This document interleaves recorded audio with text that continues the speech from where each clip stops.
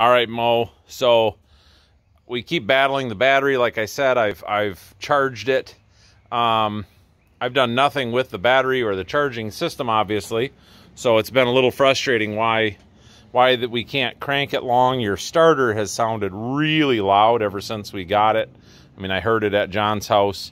I never noticed this until we tried this just now in the dark.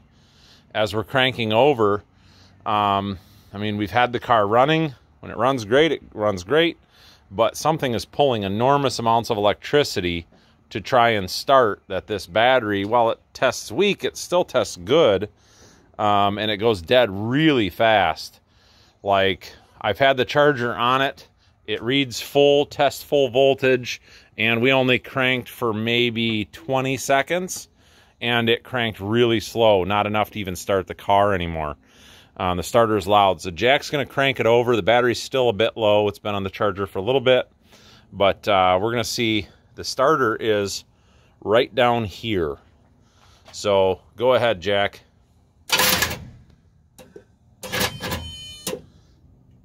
All right, so we don't even have enough voltage to get it to start, but what I had was actually sparks shooting out down here.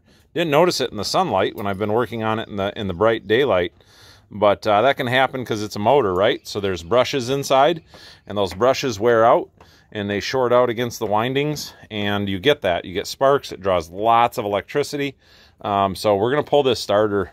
We've got to. For one, it's not safe shooting sparks, but it's draining the battery so fast that it tries to start and then it quits because the battery is the starter is draining so much, the coil is dropping in voltage.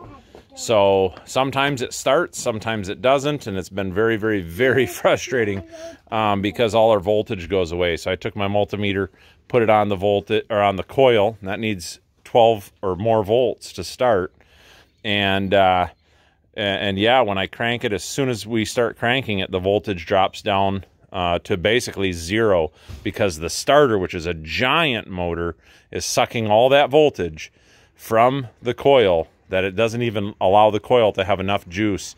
So I actually ran a jumper wire from the battery directly to the coil wire, or the coil, to force it to be able to have more voltage. And then it tries to start, but that's when I noticed the sparks shooting out, which indicates we've got a problem. So we're going to pull that starter. It's a Chevy 350. There should be about 1,000 of them close by. So there you go. Hopefully this video helps you understand a little bit better. But there we go. Bye.